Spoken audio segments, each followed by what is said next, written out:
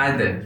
In your study of the chessboard, you know that sometimes it is possible to mate your opponent's king in two more moves, and this is known as mating 2.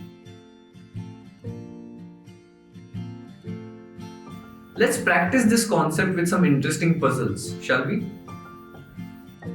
Let's take a look at our first puzzle. You're playing white, and in this position, white is materially down, but you have developed a very good attack against the black king. The black king is slightly exposed and not properly defended by its pieces, which can allow you to mate in 2. How would you do it?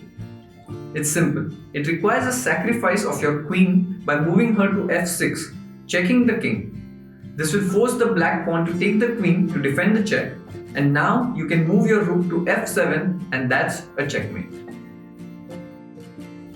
Let's try another mating 2 puzzle. Are you ready? This board is little more complex. You're playing white again, and you have developed a very strong attack with many pieces attacking the black king. So how would you mate the black king in 2 moves? Though it seems that it's well protected.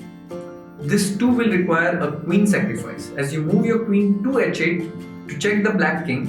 This will make the black bishop capture the queen to defend the check, and now you can mate the black king by moving your knight to f8. Mating 2 isn't always the easiest possibility to arrive at, but when you have the opportunity to play such moves like on the boards we just saw, make sure you spot it early and go for it.